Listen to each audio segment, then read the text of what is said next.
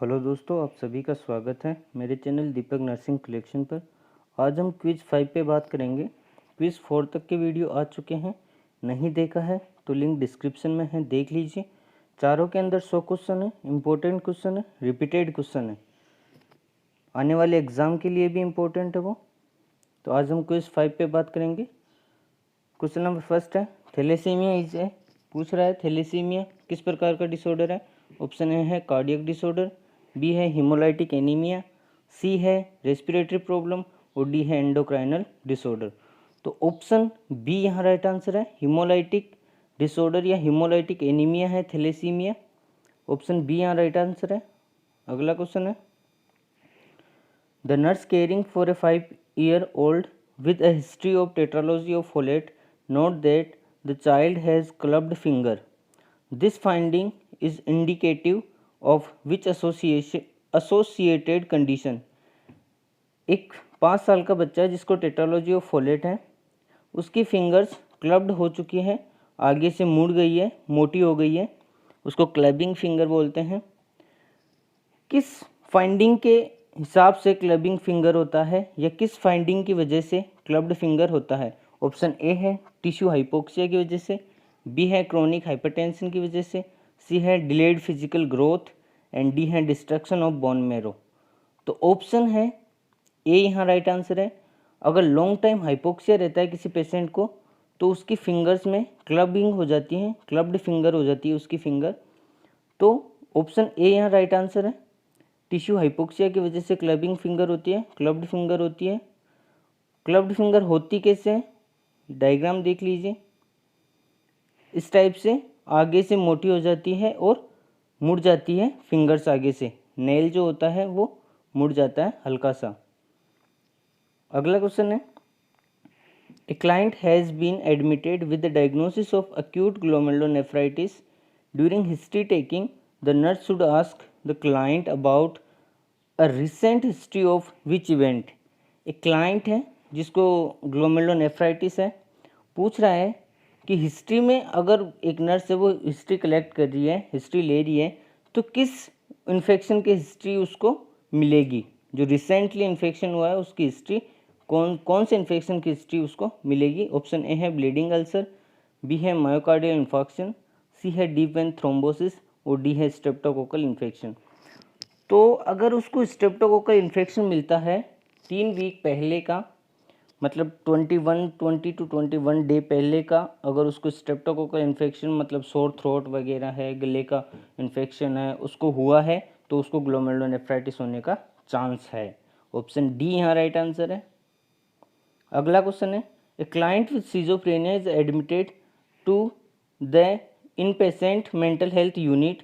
Psychiatric ward में भर्ती है एक सिजोफ्रेनिया का patient. When asked her name, जब उससे उसका नाम पूछा गया तो वह रिस्पॉन्ड देता है, वो एक फीमेल है तो वह रिस्पॉन्ड देती है, I am Elizabeth the queen of England, मैं एलिजाबेथ हूँ जो इंग्लैंड की रानी है। Which should the nurse recognize this client statement is indicative. तो नर्स क्या रिकॉग्नाइज करेगी, क्या पहचानेगी उस स्टेटमेंट के थ्रू। ऑप्शन ए है विजुअल इल्यूजन है उसको, बी है लूज एसोसिएशन है, सी है डिल्यूजन ऑफ ग्रेंडियोसिटी है एंड डी है ऑडिटरी हेलुसिनेशन। तो आई am Elizabeth the queen of England, ये एक एक्सपेंसिव डिसऑर्डर बोलते हैं हम इसको, ठीक है। ये अपने आप को, ये पेशेंट, इस टाइप के पेशेंट जो होते हैं अपने आप को एक हायर सेलिब्रिटी के साथ में कंपेयर करते हैं या उसको अपनी जगह पे रखते हैं, ठीक है। तो यहाँ ऑप्शन डी राइट आंसर है, डिल्यूजन ऑफ ग्रेंडियोसिटी। इस टाइप के पेशेंट बड़ी बड़ी बातें करते हैं, अपने आप को हायर समझते हैं। ऑप्शन सी यहाँ राइट आंसर है। अगला क्वेश्चन है, the mean cardiac output of the fetus is, fetus का मीन कार्डियक आउटपुट कितना होता है। ऑप्शन ए है 100 ml पर kg पर मिनट, बी है 2 to 5 ml पर kg पर मिनट, सी है 350 ml पर kg पर मिनट एंड डी है 415 ml पर kg पर मिनट। तो यहाँ ऑप्शन सी राइट आंसर है, 350 ml पर kg पर मिनट होता है एक मीन कार्डियक आउटपुट फिटस का। अगला क्वेश्चन है, what component of hand washing should the nurse include that is most important for removing microorganism? Hand washing के अंदर ऐसा कौन सा कंपोनेंट है जो बहुत इंपॉर्टेंट होता है? ऑप्शन ए है सोप, बी है टाइम, सी है वाटर एंड डी है फ्रिक्शन। तो यहाँ पे ऑप्शन डी राइट आंसर है। फ्रिक्शन मोस्ट इम्पोर्टेंट होता है हैंड वॉशिंग में। अगला क्वेश्चन है the process involve in the development of a mature ovum is called. Mature ovum बनने की प्रोसेस को क्या बोलते हैं? ऑप्शन ए है oogenesis, बी है फर्टिलाइजेशन, सी है स्पर्मेटोजेनेसिस और डी है गैमेटोजेनेसिस। तो ऑप्शन ए यहाँ राइट आंसर है।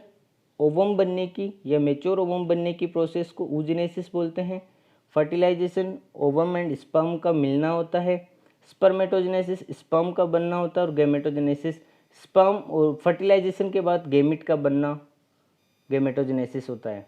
ऑप्शन यहाँ तो ए राइट आंसर है oogenesis। अगला क्वेश्चन है which is a perception disorder. एक परसेप्शन डिसऑर्डर कौन सा है इनमें से? ऑप्शन ए है डिल्यूजन, बी है ऑब्सेशन, सी है एपेथी और डी है हेलुसिनेशन। तो दो परसेप्शन डिसऑर्डर होते हैं, हेलुसिनेशन और इल्यूजन। ठीक है, डिल्यूजन ऑब्सेशन दोनों ही थॉट डिसऑर्डर हैं और एपेथी जो है सिम्टम्स हैं। ऑप्शन यहाँ डी राइट आंसर है। अगला क्वेश्चन है which of the following hormone exert the least effect on growth. Growth के ऊपर सबसे कम इफेक्ट किस हार्मोन का होता है? ऑप्शन ए है ग्रोथ हार्मोन, बी है टेस्टोस्टेरोन, सी है थायरोक्सिन या T4, डी है वेसोप्रेसिन। तो सबसे कम इफेक्ट तो वेसोप्रेसिन का होता है ग्रोथ के ऊपर। ग्रोथ हार्मोन तो ग्रोथ बढ़ाता ही है, सबसे ज़्यादा इफेक्ट होता है। टेस्टोस्टेरोन सेकेंडरी ग्रोथ हार्मोन होता है, जो सेकेंडरी सिम्टम्स होते हैं मेल के उनको ग्रोथ करवाता है। ठीक है, तो टेस्टोस्टेरोन भी मदद करता है। और सी है थायरोक्सिन, ये भी ग्रोथ में मदद करता है, जबकि वेसोप्रेसिन एक एंटी डायूरेटिक हार्मोन होता है, ये ग्रोथ में मदद नहीं करता है। ऑप्शन डी यहाँ राइट आंसर है। अगला क्वेश्चन है a client has been diagnosed with pernicious anaemia. एक क्लाइंट है जिसको पर्नीशियस एनीमिया है। In planning care of the client a nurse anticipate that the client will be treated with. एक nurse है जो उसको किस ड्रग के साथ में ट्रीट करेगी या उसका उपचार करेगी एक पर्नीशियस एनीमिया का पेशेंट है। ऑप्शन ए है थाइमिन यानी B1, बी है आयरन, सी है विटामिन B12 और डी है फोलिक एसिड। तो यहाँ पर पर्नीशियस एनीमिया विटामिन B12 की डेफिशिएंसी से होता है, तो उसको ट्रीट करेगी विटामिन B12 को देकर एडमिनिस्टर करके। तो ऑप्शन सी यहाँ राइट आंसर है। अगला क्वेश्चन है incubation period of mumps is. Mumps का इंक्यूबेशन पीरियड कितना होता है? ऑप्शन ए है 7 डे, बी है 10 डे, सी है 14 डे और डी है 18 डे। तो ऑप्शन यहाँ पर दो हो सकते हैं, लेकिन प्रायोरिटी के हिसाब से मम्स का जो इंक्यूबेशन पीरियड होता है वो 14 से 21 दिन होता है। 14 से 21 दिन के बीच में कौन सा ऑप्शन है वो देख लीजिए। तो ऑप्शन डी 18 डे है, ये राइट आंसर है यहाँ पर। अगला क्वेश्चन है Kejal necklace is seen in deficiency of. Kejal necklace किसकी डेफिशिएंसी में दिखता है? एक सिम्टम्स है केजल नेकलेस। गर्दन पे स्किन के जो रेसेस हो जाते हैं, स्किन पर रेसेस हो जाते हैं नेकलेस फॉर्म में, तो उसको केजल नेकलेस बोलते हैं। किसकी डेफिशिएंसी से होते हैं? ऑप्शन ए है विटामिन ए, बी है विटामिन B3, सी है विटामिन B6 और डी है विटामिन डी। ऑप्शन B3 यहाँ पर राइट आंसर है। नियासिन की कमी से केजल नेकलेस होता है, इसकी वजह से पेलेग्रा होता है। नियासिन की कमी की वजह से पेलेग्रा के 4 सिम्टम्स होते हैं, 4D साइन बोलते हैं हम उसको। ठीक है, जो पहला होता है वो डर्मेटाइटिस होता है और उसी डर्मेटाइटिस में स्किन का इन्फेक्शन होता है और रेसेस हो जाते हैं जो एक नेकलेस फॉर्म में होते हैं, गर्दन के ऊपर होते हैं, जो नेकलेस फॉर्म में होते हैं उसको केजल नेकलेस बोलते हैं। तो ऑप्शन बी यहाँ राइट आंसर है। विटामिन B3 नियासिन की वजह से या डेफिशिएंसी से केजल नेकलेस होता है। अगला क्वेश्चन है burning sole syndrome is seen in deficiency of. Burning sole syndrome किस विटामिन की डेफिशिएंसी से होता है? ऑप्शन ए है राइबोफ्लेविन, बी है पायरिडोक्सिन, सी है पेंटोथेनिक एसिड और डी है विटामिन B12। यहाँ पर 2 ऑप्शन है, प्रायोरिटी के हिसाब से क्वेश्चन का आंसर मिलेगा।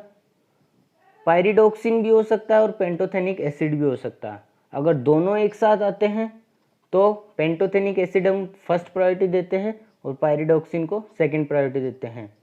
अगर दोनों अलग अलग आते हैं, पेंटोथेनिक एसिड नहीं आता अभी यहाँ ऑप्शन में, तो फिर पायरिडॉक्सिन आंसर होता उसका B6। और अभी दोनों है तो पेंटोथेनिक एसिड मतलब B5 की कमी से बर्निंग सोल सिंड्रोम होता है। ऑप्शन सी यहाँ राइट आंसर है। अगला क्वेश्चन है, डाउन सिंड्रोम इज ए, पूछ रहा है डाउन सिंड्रोम किस टाइप का डिसऑर्डर है। ऑप्शन ए है न्यूट्रिशनल डिसऑर्डर, बी है क्रोमोसोमल डिसऑर्डर, सी है कार्डियक डिसऑर्डर और डी है रेस्पिरेटरी डिसऑर्डर। तो ऑप्शन बी यहाँ राइट आंसर है। डाउन सिंड्रोम एक क्रोमोसोमल डिसऑर्डर होता है जो 21 क्रोमोसोम के ट्राइसोमी से होता है, जिसको हम डाउन सिंड्रोम बोलते हैं। ऑप्शन बी यहाँ राइट आंसर है। अगला क्वेश्चन है, how many second primary apnoea occur in new born baby. कितने सेकंड तक प्राइमरी एपनिया हो सकता है एक न्यू बॉर्न बेबी के अंदर। ऑप्शन ए है 20 सेकेंड, बी है 15 सेकेंड, सी है 30 सेकेंड और डी है 10 सेकेंड। तो ऑप्शन यहाँ तो अभी जो प्रेजेंट टाइम WHO ने माना है न्यू बॉर्न में वो 20 सेकेंड है, जबकि 1978 या 58 से पहले जो मानते थे वो 2 मिनट मानते थे, फिर 1 मिनट माना, फिर 40 सेकंड माना और अभी जो प्रेजेंट टाइम है वो 20 सेकंड मानते हैं। एपनिया, प्राइमरी एपनिया न्यूबॉर्न के अंदर 20 सेकंड, और जो अडल्ट में मानते हैं वो 10 सेकंड मानते हैं। ऑप्शन यहाँ ए राइट आंसर है। अगला क्वेश्चन है, common site of occurrence of varicose vein.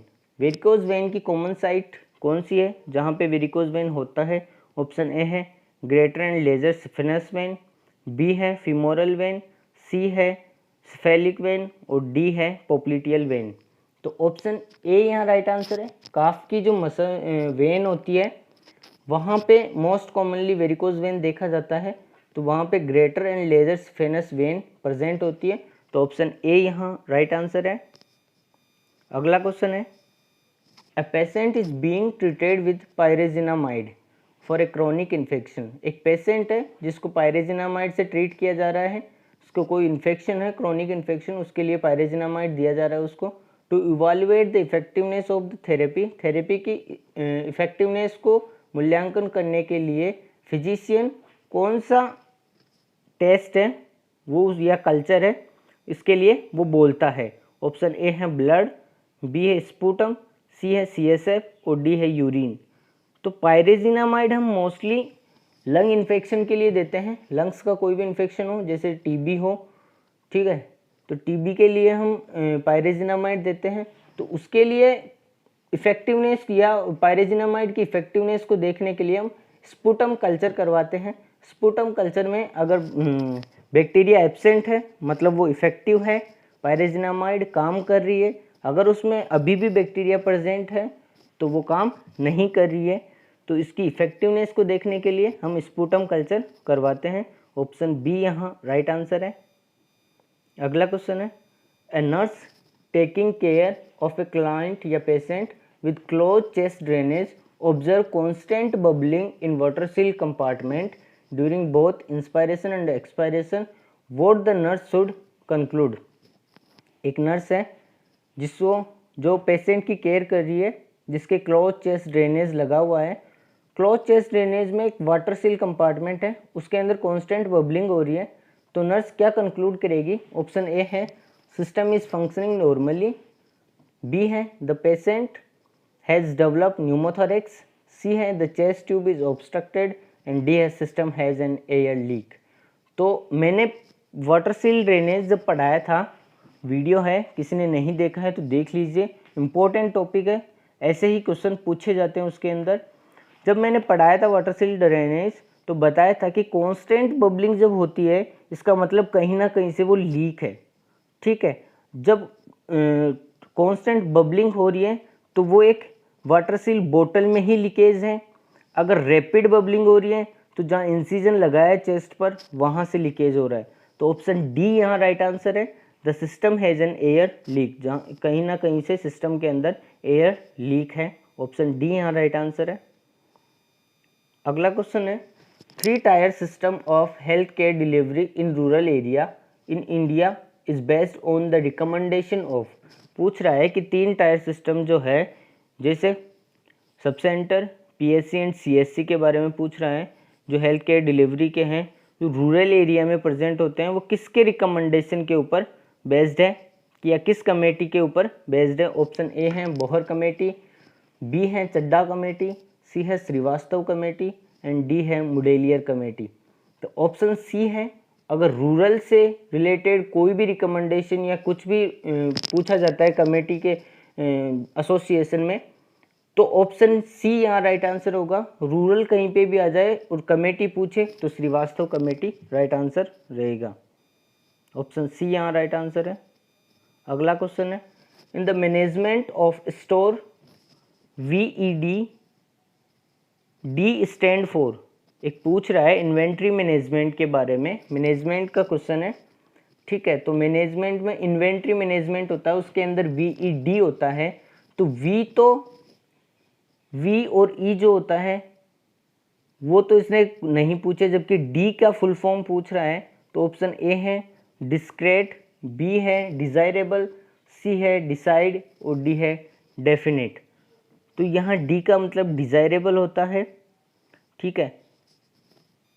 अगला क्वेश्चन है modifiable risk factor for hypertension is. Hypertension के लिए मॉडिफाइड रिस्क फैक्टर कौन सा है जो बदल सकता है, मॉडिफाई हो सकता है, ऐसा कौन सा रिस्क फैक्टर है। तो ऑप्शन ए है एथनिसिटी, बी है एज, सी है सेक्स और डी है ओबेसिटी। शुरुआत के तीनों ऑप्शन हम नहीं बदल सकते, एज नहीं बदल सकते, सेक्स नहीं बदल सकते और रेस या एथनिसिटी हम नहीं बदल सकते, जबकि ओबेसिटी को हम कम कर सकते हैं। तो एक मॉडिफाइबल रिस्क फैक्टर है वो ओबेसिटी है। ऑप्शन डी यहाँ राइट आंसर है। अगला क्वेश्चन है the memory disorder that affect older adult is. Memory disorder जो ओल्डर अडल्ट को अफेक्ट करता है 60 एज के बाद में, जब एज 60 से ऊपर हो जाती है, तो ऐसा कौन सा डिसऑर्डर है मेमोरी का जो अडल्ट या ओल्डर अडल्ट को अफेक्ट करता है। ऑप्शन ए है डिस्निया, बी है इंसोम्निया, सी है डिस्ट्रोफी एंड डी है डिमेंशिया। तो यहाँ मेमोरी का डिसऑर्डर एक ही है, डिमेंशिया। ये मेमोरी डिसऑर्डर है जो ओल्डर एडल्ट को अफेक्ट करता है। डी ऑप्शन यहाँ राइट आंसर है। अगला क्वेश्चन है false perception with stimuli is known as. पूछ रहा है कि फॉल्स परसेप्शन, ये भी एक परसेप्शन डिसऑर्डर है। फॉल्स परसेप्शन कर रहा है लेकिन स्टिमुलस प्रेजेंट है, उसको क्या बोलते हैं हम। ऑप्शन ए है हेलुसिनेशन, बी है इल्यूजन, सी है डिल्यूजन, डी है मेनिया। ऑप्शन बी यहाँ राइट आंसर है। इल्यूजन फॉल्स परसेप्शन होता है लेकिन स्टिमुलस प्रेजेंट होता है, जबकि हेलुसिनेशन में फॉल्स परसेप्शन होता है लेकिन स्टिमुलस एब्सेंट होता है। तो ऑप्शन बी यहाँ राइट आंसर है, इल्यूजन। अगला क्वेश्चन है the nutrient that is preferred to repair tissue. ऐसा कौन सा न्यूट्रिएंट है जो टिश्यू रिपेयरिंग के लिए मदद करता है या रिपेयरिंग के लिए आवश्यक होता है। ऑप्शन ए है फैट, बी है प्रोटीन, सी है विटामिन एंड डी है कार्बोहाइड्रेट। सॉरी ये कार्बोहाइड्रेट है। ऑप्शन बी यहाँ राइट आंसर है, प्रोटीन। प्रोटीन एक ऐसा न्यूट्रिएंट होता है जो बॉडी को बिल्ड करता है, मसल्स को बिल्ड करता है और टिश्यू रिपेयरिंग में मदद करता है। तो ऑप्शन बी यहाँ राइट आंसर है, प्रोटीन टिश्यू रिपेयरिंग में मदद करता है। अगला क्वेश्चन है moment of limb away from mid line of body. Limb का ऐसा मोमेंट जो बॉडी के मिड लाइन से दूर जाता है उसको क्या बोलते हैं। ऑप्शन ए है अबडक्शन, बी है अडक्शन, सी है फ्लेक्शन और डी है एक्सटेंशन। तो इसको हम अबडक्शन बोलते हैं। अबडक्शन का मतलब दूर जाना होता है और अडक्शन का मतलब ऐड करना होता है या पास आना होता है। तो मिड लाइन से दूर जा रहा है, इसका मतलब वो अबडक्शन है। तो ऑप्शन ए यहाँ राइट आंसर है। अडक्शन का मतलब मिड लाइन के पास आना, फ्लेक्शन का मतलब कोई भी सीधा हाथ उसको मोड़ना फ्लेक्शन कहलाता है और मुड़े हुए हाथ को सीधा करना एक्सटेंशन कहलाता है। ऑप्शन यहाँ ए राइट आंसर है। थैंक यू दोस्तों, आज के लिए इतना ही। वीडियो पसंद आया हो तो लाइक करना, चैनल पे नए आए हो तो सब्सक्राइब करना और अपने दोस्तों के साथ शेयर करना ना भूलना। Thank you.